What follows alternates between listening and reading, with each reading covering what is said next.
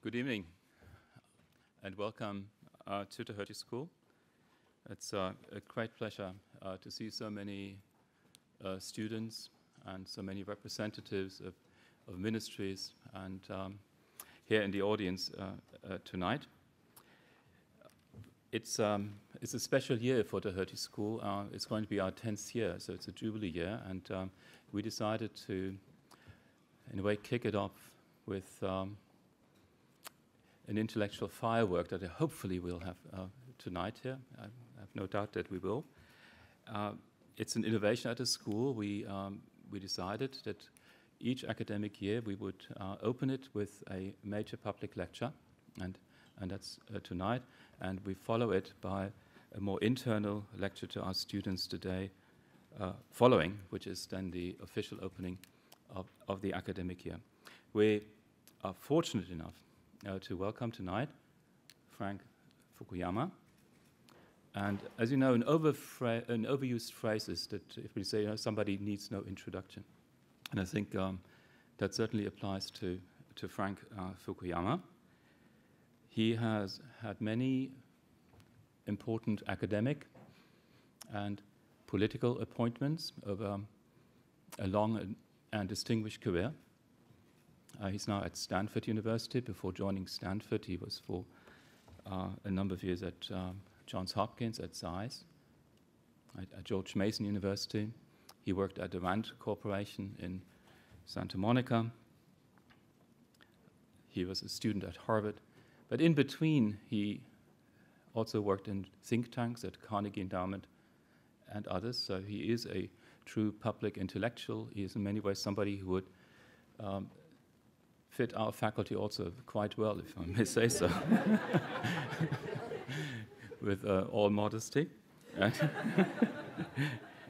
He has written important books, and I think there's probably very few people in the audience have not read at least one of his books. Of course, The End of History, published in 1992, a very, very important book that also marked, I think, the ideological development from a world dominated by the Cold War into something that was to follow and with which we're still trying to come to terms. The book Trust followed in the mid-90s, right? And it had this interesting subtitle about social virtues, and many of us wondered what these might be. It was a comparative book that looked at Japan. I think it looked at the United States and this country as well. And it was followed then this book was followed by others, but the ones that we now debate, that we look at, were the books he wrote in the first part of the decade, America at a Crossroads, right? Very much debated, not only in the United States. In 2011, the book The Origin of Political Order, and he's now, I think you have finished the book, and it's in press, Political Order and Political Decay, which will appear in 2014. Frank has chosen a very illustrious, ominous title for tonight's talk, right? Why Public Administration Gets No Respect What Should, right? We talked about how we divide up the evening, the next hour and a half. Frank Fukuyama will talk for about 40 minutes. That gives us about the same time for Q&A. Right? I would then probably stand here at the lectern, field the questions. There are two people with a mic in the audience. If you would then just state your question, and I will pass that question on to Frank, who will then sit up here. So once again, welcome to the school, and welcome, Frank. I know you've just flown through the night from San Francisco. It's remarkable to see you so fresh here. The word is yours. Thank you. Well, thank you very much, Helmut, for that kind introduction, and it's really great to be here. So I understand this is the 10th anniversary of the founding of the Hertie School, so I would like to say to all of those associated with the school, congratulations. It's a great achievement to start a new school of any sort, and one that's been as successful as this one, I think deserves a special recognition. I've been involved with public policy institutions my whole life, having worked in government in the State Department in Washington a couple of times, and then at the RAND Corporation, and then at schools of public policy. And so I recognize that it is extremely important to have schools that are anchored in the real world, in issues of common concern. I think that sometimes academics forget that they are also citizens and that they have an obligation to do research that contributes to the public good. And I think the way that this works in the modern world is through schools of public policy. And so I think what you're doing here is important, and I'm very pleased to be able to be part of the opening of your academic year. So what I'm going to do is talk about why I think that actually the implementation of policy is critical in determining outcomes around the world, social and economic outcomes around the world, and why we don't pay nearly enough attention to it. And I think this is also important in setting the agenda for a school like the Hertie School. I've found in general that if you utter the words public administration, at least in to an American audience, everybody in the room immediately falls asleep and they stop paying attention.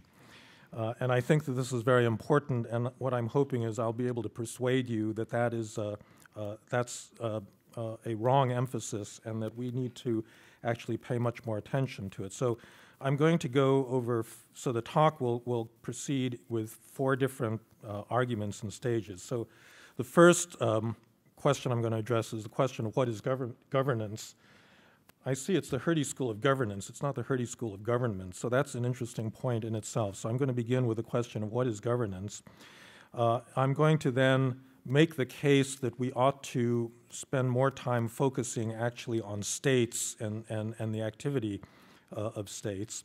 Then I'm going to talk about why I think public administration is as important as public policy in determining outcomes, and then finally end up on the question of why I think public administration in the contemporary world is very problematic and why we haven't solved a lot of problems in terms of the way that bureaucracies and administrators relate to the political process.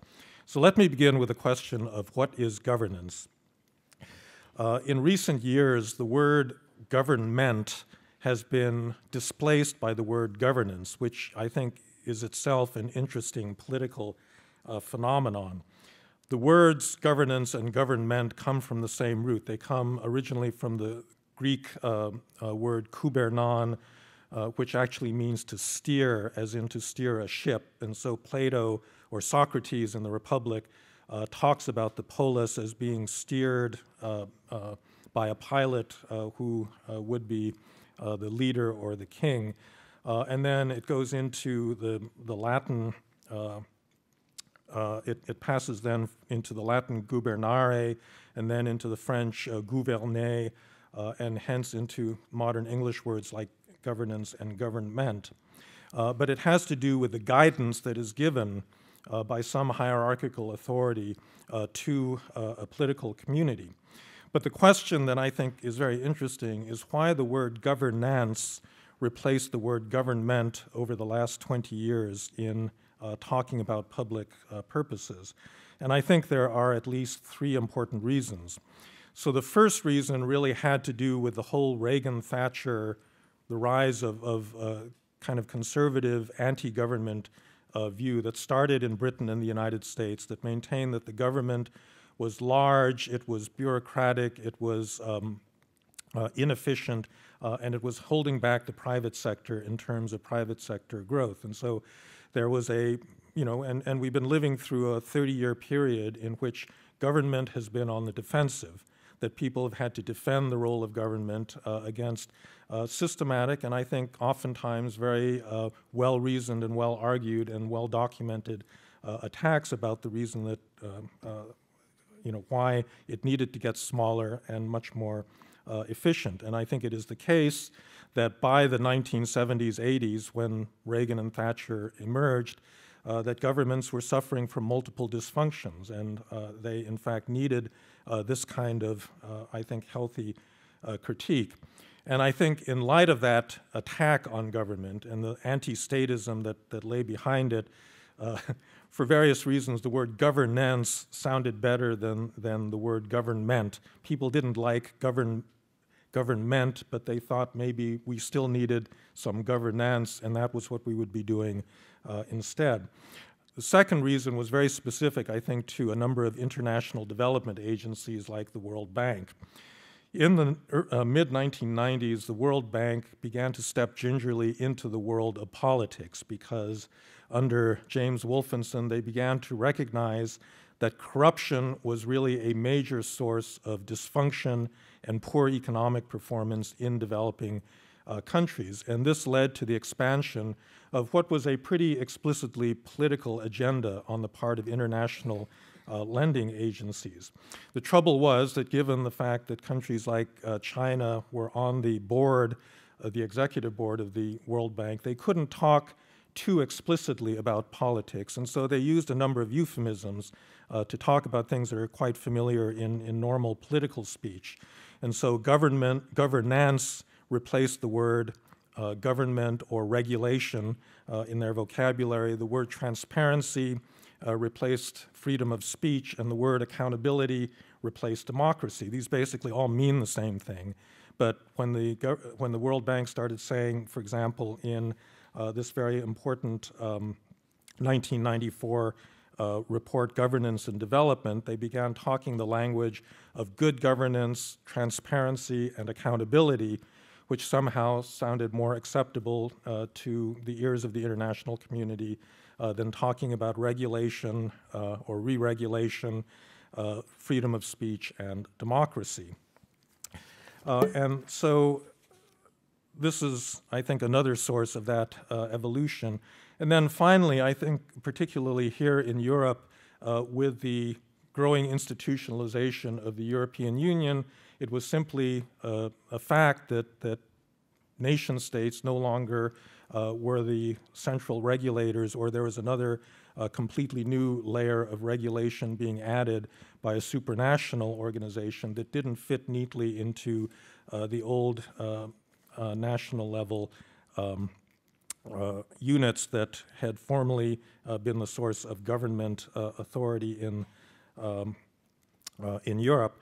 And I think around the world in general, a number of important international organizations sprung up to fill the gap that I think all of us feel in a globalized world, that sovereign nation states they simply are not capable of providing the kind of coordination that's necessary to produce the kinds of services that are necessary in things like public health, in transnational crime, in drug enforcement, in standard setting, a whole host of areas.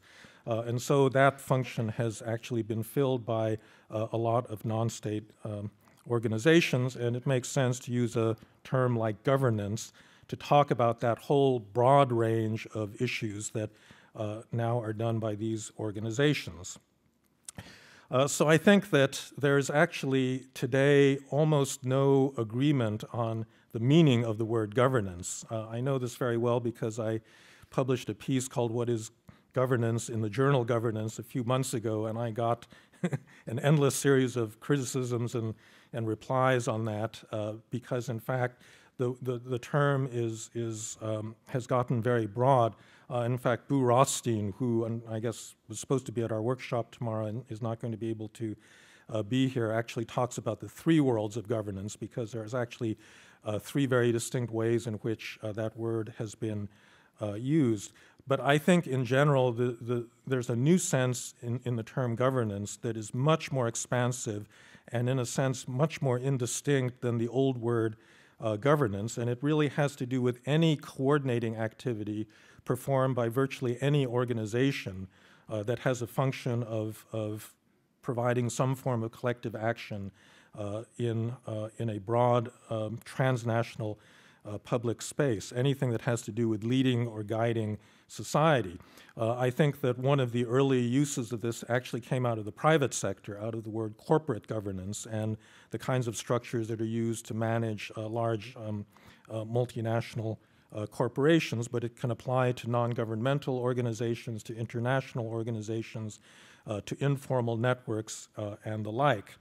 And so there's a lot of state-like activity being done by a lot of different organizations around the world, and it's led a number of observers like John Keane or R.W.A. Rhodes to argue that we're actually living in a completely new era.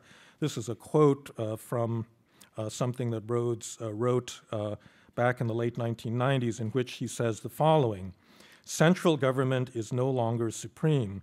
The political system is increasingly differentiated. We live in the centerless society, in the polycentric state characterized by multiple centers. Thus, the state, quote, becomes a collection of interorganizational networks made up of governmental and societal actors with no sovereign actor able to steer or regulate." Now, this also corresponds, I think, in practice with the effort on the part of many organizations and individuals to actually bypass sovereign national actors. So this you see, I think, in both domestic regulation and in international affairs. So for example, the outsourcing and public-private partnerships in infrastructure development or in service delivery has obviously become a really big deal over the past generation. Many formerly exclusively government-dominated public services are now actually delivered by private actors, whether that's in schooling or policing or infrastructure or the like. In the international arena, actual governments have been taken over by international organizations. The UNTAED was the first real case where the United Nations, after the referendum that led to the creation of an independent state in East Timor, actually took responsibility for the running of an entire country. This was really unprecedented in the history of the United Nations. And frankly, even though formal sovereignty was restored to Timor-Leste after a supposedly transitional period, the fact of the matter is that the international community remains absolutely critical to the functioning of the government there. And there were other cases in the late 1990s and the 2000s. Ramsey in the Solomon Islands was a result of a collective action on the part of Australia, New Zealand, and other states in the Western Pacific. You had Somalia, you had Afghanistan, and Haiti. And in fact, after the invasion of Afghanistan by the United States in 2001, you had a flooding into that country of a whole host of non-governmental organizations, which led the finance minister at the time, Ashraf Ghani, who has also written, I think, very intelligently on the question of state building, questions of state building and governance, to say that his country, Afghanistan, was not being run by a sovereign government. It was being run by the 3,000 international NGOs that had poured into Afghanistan following the downfall of the Taliban government. And so this raises a very interesting set of questions about whether this is a permanent state of the world, whether the incapacity of sovereign nation states is such that henceforth we are going to live in this network world, and whether this network world is capable of actually delivering the kinds of services that communities, political communities, need. And that, I think, is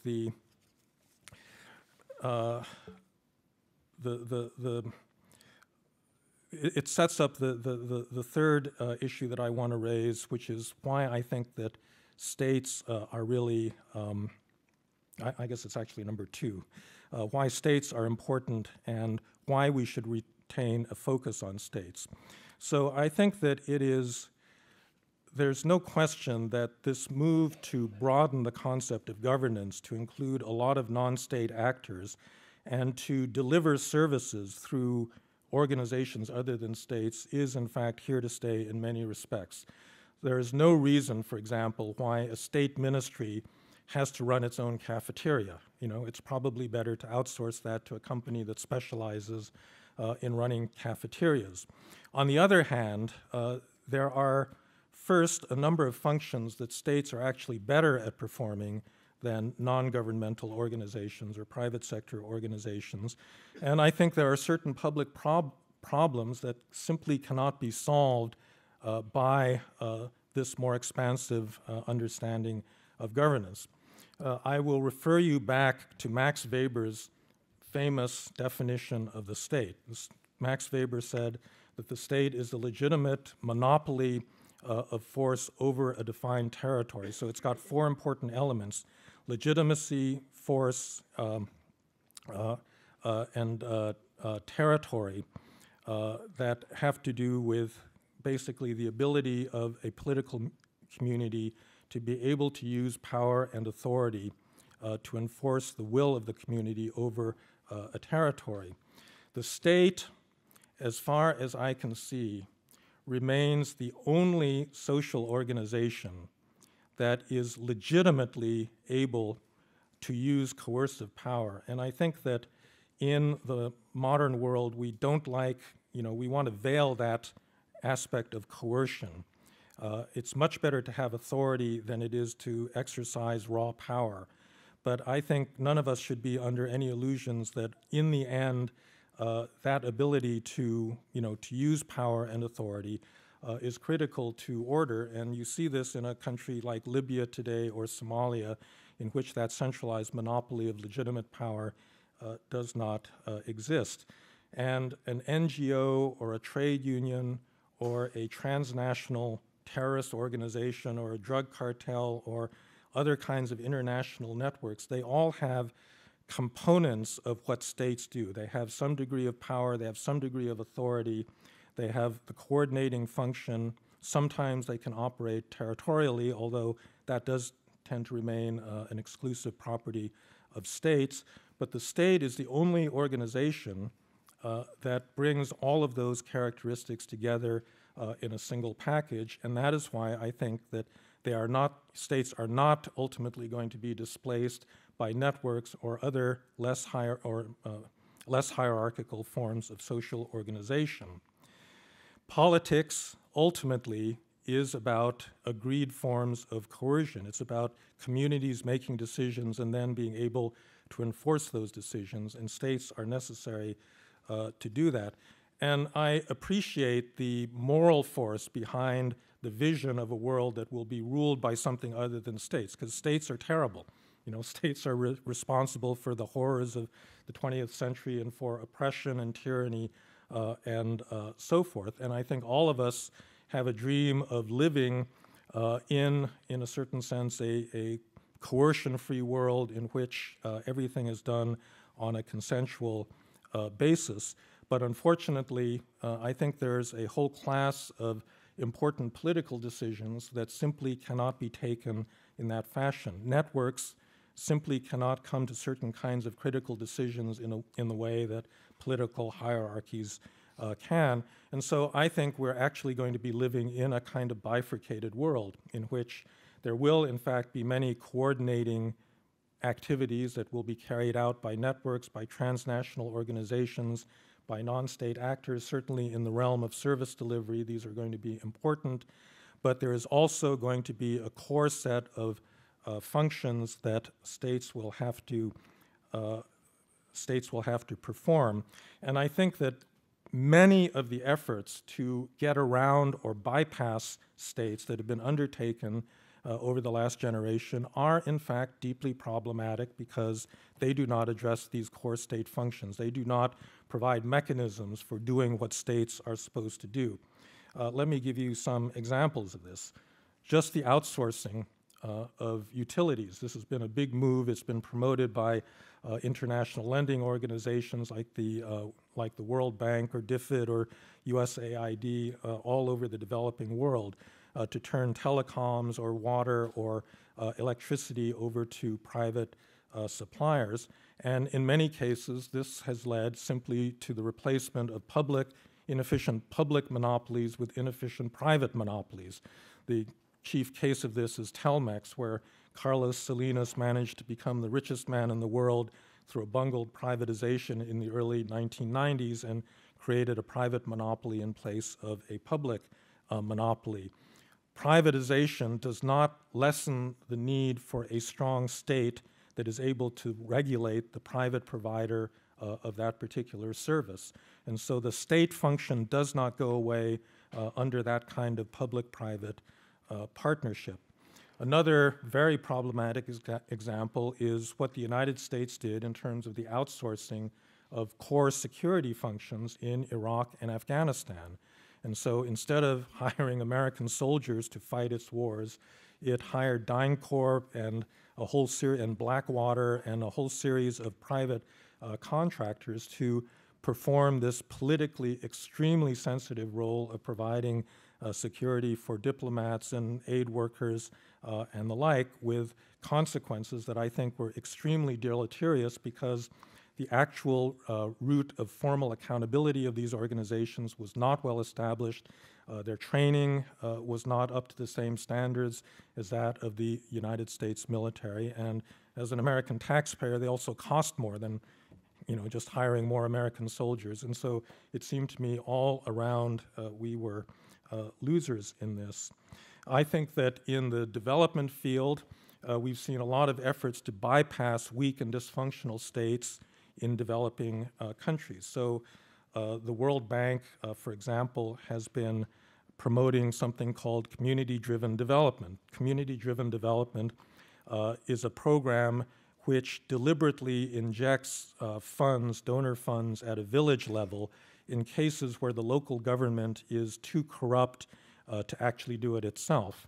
And so this really began with the Kajamatan development program in Indonesia that was invented by a brilliant anthropologist named Scott Guggenheim, who saw that local and state or provincial level government in Indonesia was hopelessly corrupt, was not providing public services, and so the idea was that the bank and other donors would provide money to communities who could set up their own decision-making organizations to decide on how that money would be spent.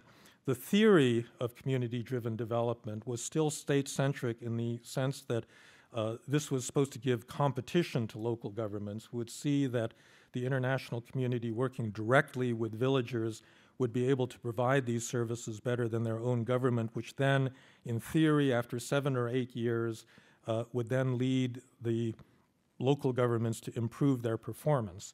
And I think that the empirical record of this kind of activity, after having done this now for 15, 20 years in some cases, is actually pretty marginal. That what this leads to actually, in a sense, is the bypassing of government in this sense leads to the infantilization of government and to the deterioration of government, and not to strengthening it through competition, because it turns out that these local communities become dependent on that stream of financing. It does not stimulate the government to actually provide services better, and it does not create social capital, that is to say, community solidarity at a local level in the way that was envisioned originally.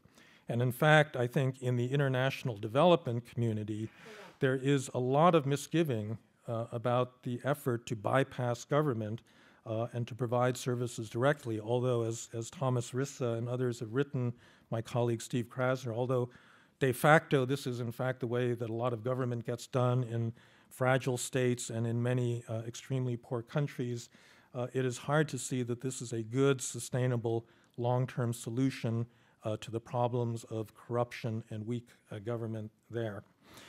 Finally, just to bring this back to Europe, let's take the case of the crisis of the euro, which I think we've really still not exited from.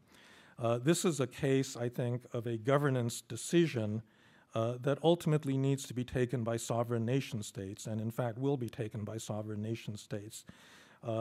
Ultimately, the question of the future of the euro and the question of the future of the European Union more broadly is an extremely political one that will involve winners and losers.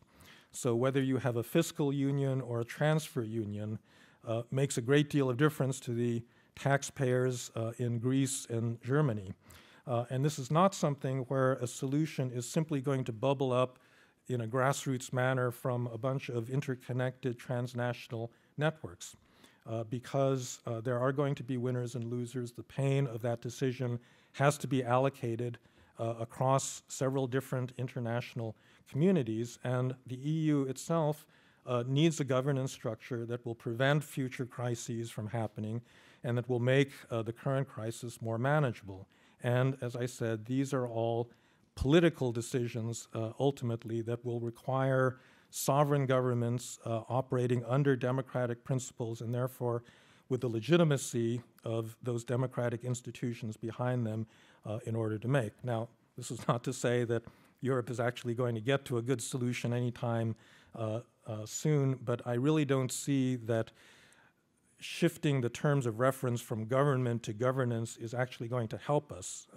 There's a lot of talk in the European Union about the need for alternatives to the formal structure of both the member states and the European Union itself as a means of reviving the entire community project.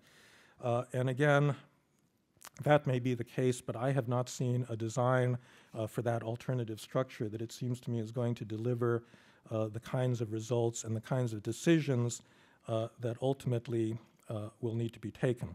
All right, so let me get on. I guess so this is now my third point.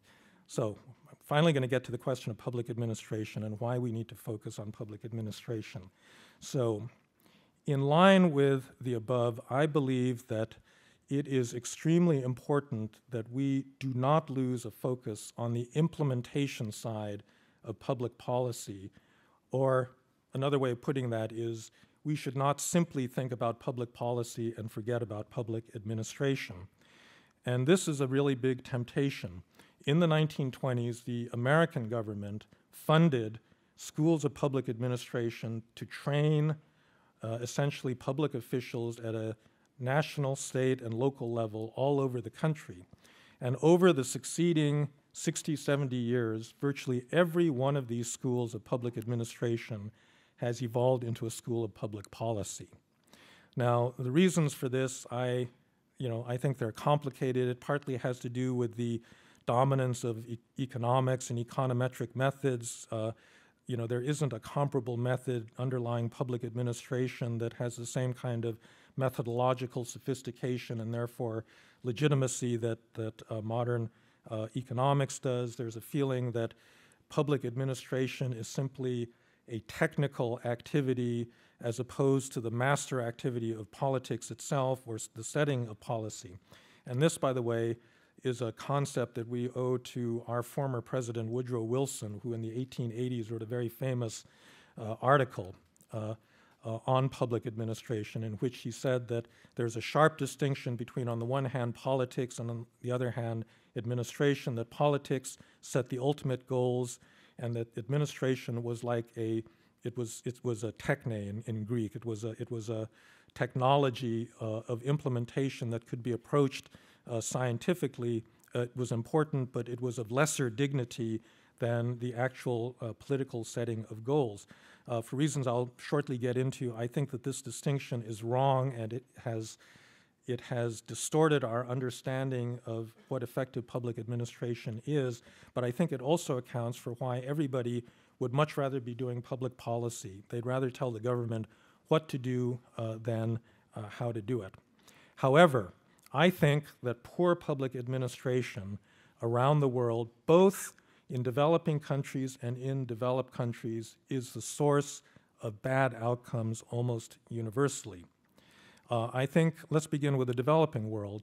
I think that a whole generation now of studies about the role of institutions in development has empirically demonstrated pretty conclusively that it is really poor implementation and the poor quality of institutions that accounts for poverty and bad development outcomes, and that those institutions and their quality are more important than natural resources, than population, than actual economic policies.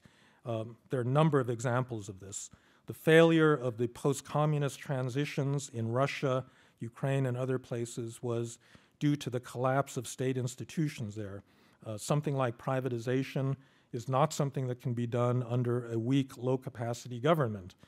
It actually takes strong government to be able to do a clean and fair and transparent privatization. The natural resource curse. Many countries that have oil, diamonds, coal, other kinds of natural resources suffer from horrendous problems of corruption and poor government, and those that do not, like Norway, are the ones that have strong institutions. Natural resources are actually an obstacle to overall social development in the absence of strong public administration. There are many cases where the goals of public policy are just not controversial. They're what are called valence objectives. So, for example, nobody in the world disagrees that public schools ought to be in the business of teaching school children how to read and write and do math and the like. There was a famous study by the Indian activist and economist Jean Drèze in the late 1990s in Uttar Pradesh and a number of other very poor northern Indian states that showed that 50% of school teachers in those states were not showing up for work, right? So this is not a public policy issue. There's nobody in the world that thinks that if you pay a school teacher, they have the right not to show up for work, and they were not coming to work. And what's more troubling about this story is that after Jean Drèze published this study, there was a huge outcry in the Indian press, a lot of criticism of those state governments. 10 years later, after countless reform efforts to fix this problem, the rate of teacher absenteeism in those same places fell from 50% to 47%, just very, very marginally. So this has proven to be an insoluble problem in Indian public administration, and this is one of the reasons for one of the really long-term deficits in the competitiveness of India as a society. And incidentally, this is an area where China, authoritarian China, has been far more successful in actually not just building schools and hiring teachers, but actually getting teachers into that school, into those schools, and getting them to teach something. So I can multiply, examples of this. I think in the developing world, public utilities are a great case of just bad public administration. There's a organization called NEPA, the Nigerian Electric Power Authority. It's a state organization responsible for supplying electricity in Nigeria that Nigerians refer to as no electric power anytime. This contrasts to an organization that I got to know in Medellin, Colombia, called Empresas Públicas de Medellín. It's a completely state-owned utility. And actually, it is so well run that it produces an annual surplus that's been able to fund the social development budget of the city of Medellin. And so what's the difference? They're both state-owned. They're not private. They haven't been privatized. They're both completely owned by their respective governments, but one is well-managed and the other is subject to incredible levels of corruption. In the developed world, this is also a problem, poor public administration. So you look at the Euro crisis that I referred to earlier. It's pitted north against south, and so some of the countries involved, like Ireland and Spain, actually weren't running primary budget deficits, so I'm going to leave them aside. But let's take Greece and Italy. Why have Greece and Italy run up very large public debts over the past, well, actually, it's more than the past decade. So everyone has been blaming the euro, and there's no question that facilitated their borrowing. But that borrowing was driven, in an underlying sense, by public sector spending that was out of control. And why was it out of control? Because neither Greece nor Italy has undergone a real reform of its core state. And both of these countries, to this day, continue to practice a form of clientelism that has padded public employment in both countries. In southern Italy, this was the way that the Christian Democrats secured their base against the communists beginning in 1946. And people like Berlusconi have simply modernized the practice of that form of clientelism. In the case of Greece, there's always been, from the moment that Greece became an independent country in the 1820s, very weak public authority in Greece, a very illegitimate state dominated by foreigners, where tax evasion was regarded as legitimate because the state was regarded as illegitimate. It was a state in which the weakness of the private sector led to state employment being a major form of political currency. And so when democracy returned to Greece after 1974, after the reign of the colonels, the two leading parties, New Democracy and PASOK, basically took turns in building the private sector and filling it with their own political supporters. And because you had security of tenure for public officials, every turnover, and these two parties turned over government 6-7 times in the decades that followed, every single turnover of government led to an increase in the total number of public servants employed, because you weren't allowed to fire any public servant that had ever been hired in the first place, which is why on a per capita basis, Greece has something like 7 or 8 times more public servants than the OECD average. And by the way, this is not something that is new in Greece. This was true back in the 1880s and the 1890s when you compared the Greek public sector to the, let's say, the British public sector. So even today, it seems to me that poor public administration and unreformed state sectors are very consequential in the developed world. And so I would say and this leads me to two rather uncomfortable conclusions. First of all, that in the United States, as an American, what we love to do is to debate the size of government. And so the Republicans and the Tea Party all saying, we got to get rid of government, it's too big, it's too regulatory, and so forth. And people on the left say, no, we need Social Security and Obamacare and so forth. I would submit to you that this is not the most important question that faces the United States or any other country. If you look cross-sectionally or cross-nationally at the size of state sectors, there is virtually no correlation between the size of the state sector and a host of economic or social outcomes. Countries with small state sectors do not grow faster than countries with large state sectors. Countries with small state sectors do not provide better housing, education, and other social services than ones with large state sectors. Well, the real driver of all of this is state quality.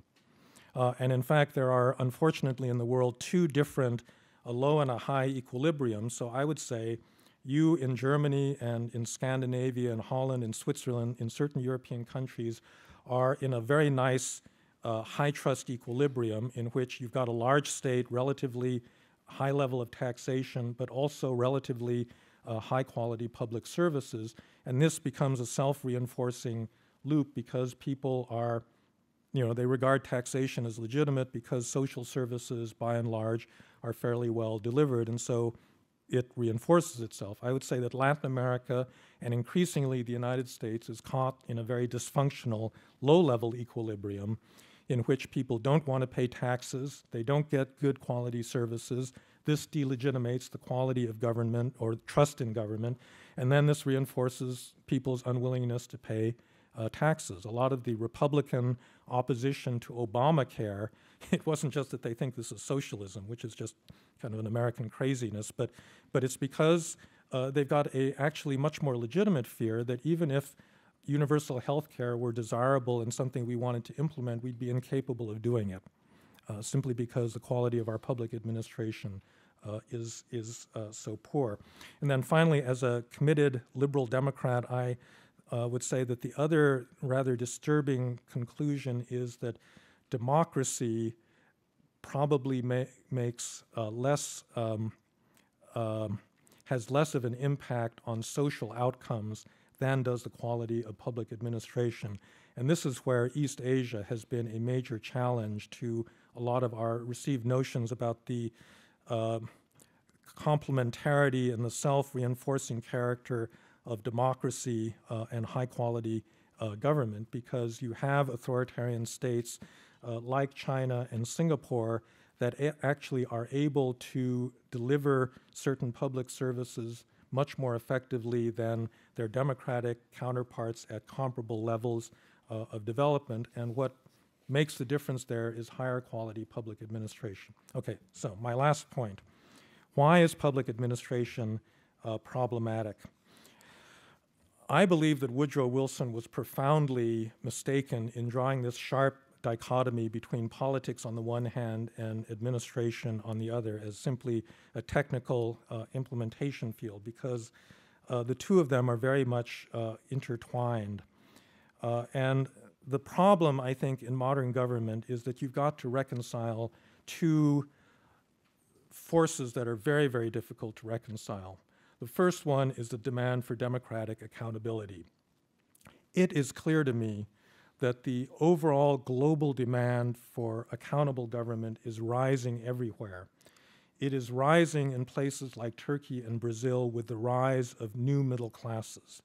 It is a characteristic of middle-class individuals that they are much more, their expectations of government are much higher, their demands are much higher, and their likelihood of being disappointed by the actual performance of government is much higher. And this is why I think you had initially the Arab Spring break out in Tunisia and Egypt, why you've had, you know, the protests against the Erdogan government in Turkey, and then all of a sudden these unexpected protests that broke out all across Brazil over last summer. And so the demand for accountable, democratically accountable governments has increased. And I think actually part of the reason that we've shifted to this broader concept of governance and you know, is that these newer forms of governance are much more participatory.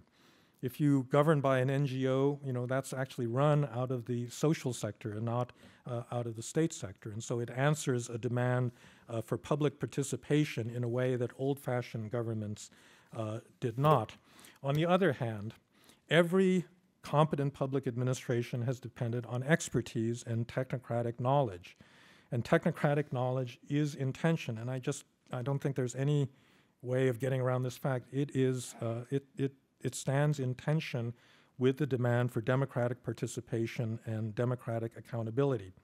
In the United States, this was at the core of the administrative problem. In 1828, we elected a president named Andrew Jackson, who was the first populist president of the United States as a result of implementing universal white male suffrage, you know, back in that period. And the first thing that Andrew Jackson said when he got elected was, A, I won the election, so I get to appoint who gets appointed as a public official in the United States, and B, there isn't any job in the US government that's so complicated that any ordinary American couldn't do it. And this leads to 100 years of what we call the patronage system, in which basically the whole American government from top to bottom was run clientelistically by politicians that would put their political supporters in places of public trust. And it took 40 or 50 years, beginning in the progressive era and up through the New Deal, to turn that into a modern Weberian kind of rational technocratic state. But those pressures are still there. The pressures for political intervention into the public sector to issue mandates that are either too complex or too open-ended or downright contradictory. You cannot do good public administration unless you get that interface between the political level and the administrative level right. I think actually in a lot of European parliamentary systems, because there's a stronger sense of state and a longer tradition of state, that you have more coherent policy making than in the United States. But this is a global phenomenon, because I think the demand for participation and day-to-day, ground-level democratic accountability of public administration, of public institutions, is increasing everywhere. And we have not come up with a good means of reconciling this need for technocratic knowledge and democratic participation. Least of all in the European Union, where the very democratic legitimacy of the entire EU project is being called into account because people have the idea that this is being run by a bunch of unaccountable, faceless technocrats. So this is not just a European problem, it's an American problem, it's a problem in the developing world, and it's the reason that I think we should not forget about the importance of public administration as well as public policy. So thank you very much for your attention, and I look forward to your questions.